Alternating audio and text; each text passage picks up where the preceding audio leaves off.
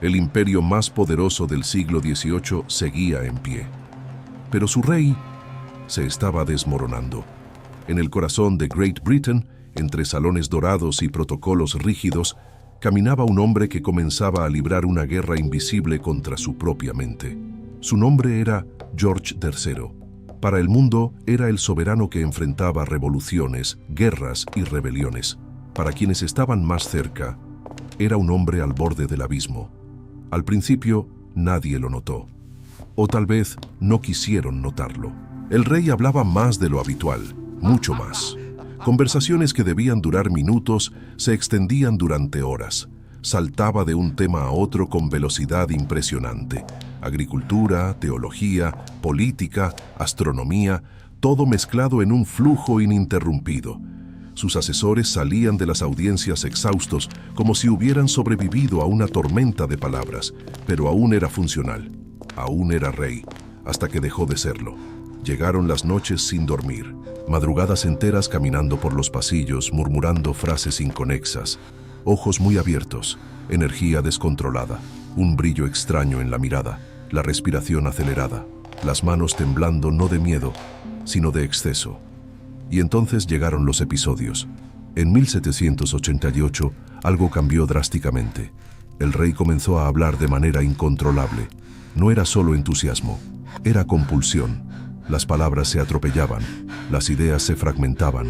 No hacía pausas, no respiraba, no escuchaba interrupciones.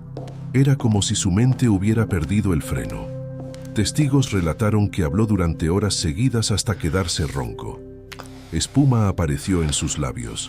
Sus frases perdían sentido a mitad de camino. Mezclaba versículos bíblicos con órdenes militares. Daba instrucciones contradictorias en el mismo discurso. Y lo más perturbador, parecía no darse cuenta. Los médicos fueron llamados de urgencia.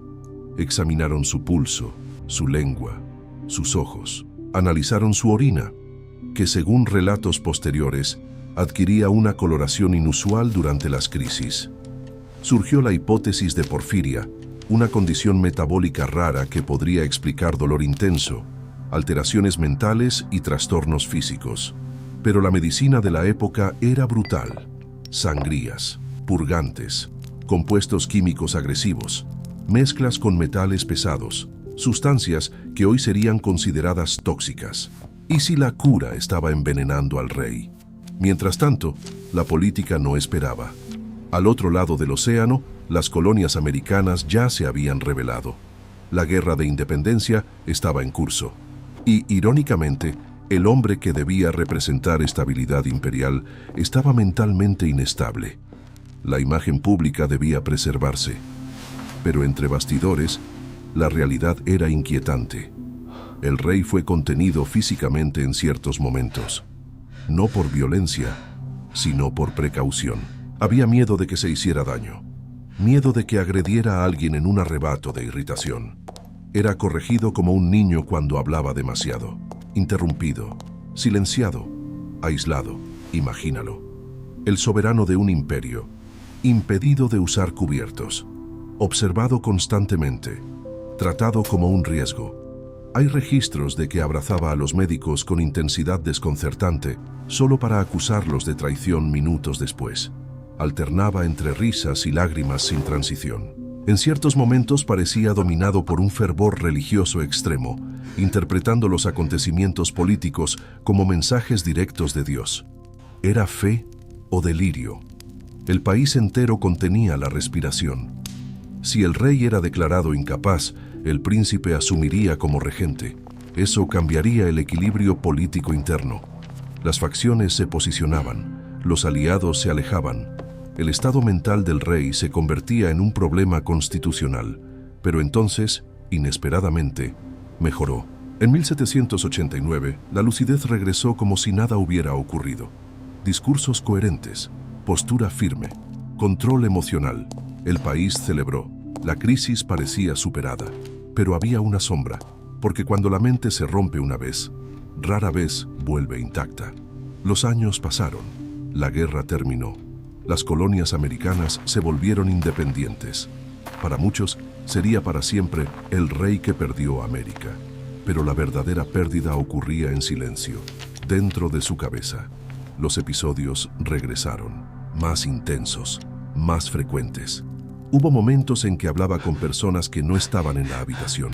Respondía a voces que nadie más oía.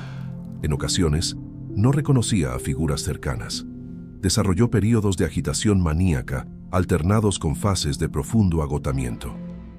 Algunos estudiosos modernos sugieren que sus síntomas se alinean más con un trastorno bipolar severo que con la porfiria.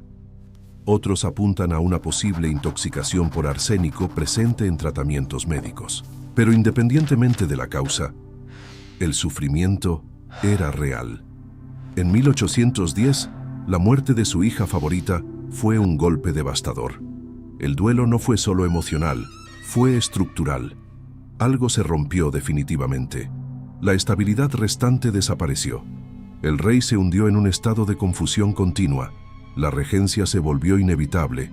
Su propio hijo asumió el poder, y el rey fue apartado.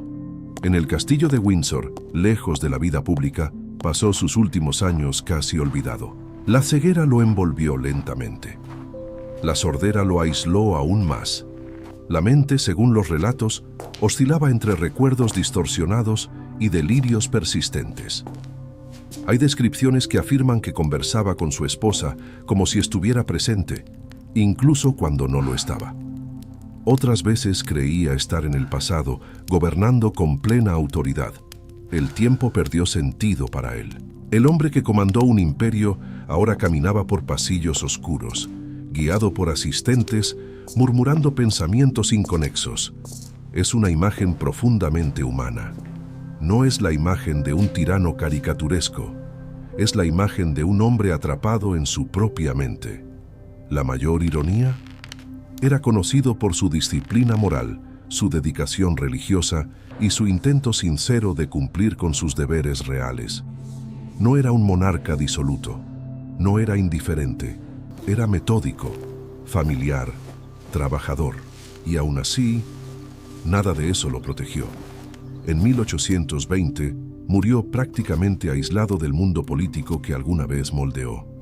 Sin gran espectáculo, sin escena dramática, solo el final silencioso de un reinado largo y complejo. Pero lo que permanece no es solo la pérdida de América, es el misterio.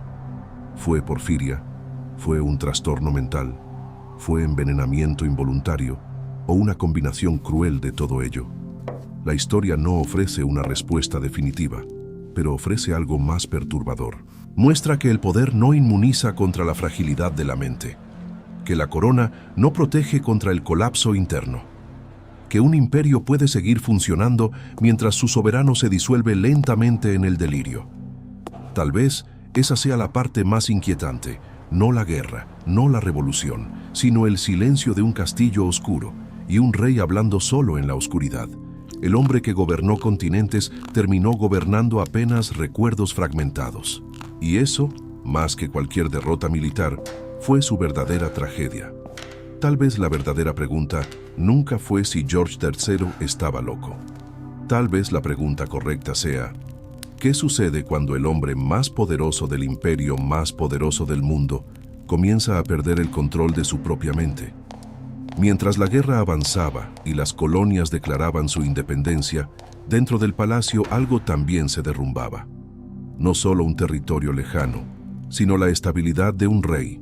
La historia lo llamó el rey que perdió América. Pero pocos hablan del hombre detrás de la corona. Un hombre rodeado de médicos que no comprendían su condición, de consejeros que temían sus decisiones, de un imperio que empezaba a dudar de su liderazgo. ¿Fue locura? ¿Fue enfermedad? ¿Fue exagero político? ¿O fue el peso insoportable de gobernar un mundo que estaba cambiando demasiado rápido? La mente de un rey puede alterar el destino de millones. Y en el caso de George III, su inestabilidad coincidió con el nacimiento de una nueva nación y el declive de una autoridad incuestionable. La historia rara vez se decide únicamente en el campo de batalla. A veces se define en el silencio de una habitación oscura, dentro de la mente de un hombre. Si te gustan las historias donde poder, psicología y política se cruzan de forma impactante, este canal es para ti. Déjame en los comentarios. ¿Crees que la salud mental de un líder puede cambiar el rumbo de la historia? Y si quieres más documentales que revelen los secretos ocultos detrás de los grandes acontecimientos históricos, suscríbete al canal y activa las notificaciones. Porque a veces, lo que realmente cambió el mundo no fue la guerra, fue la mente de quien llevaba la corona.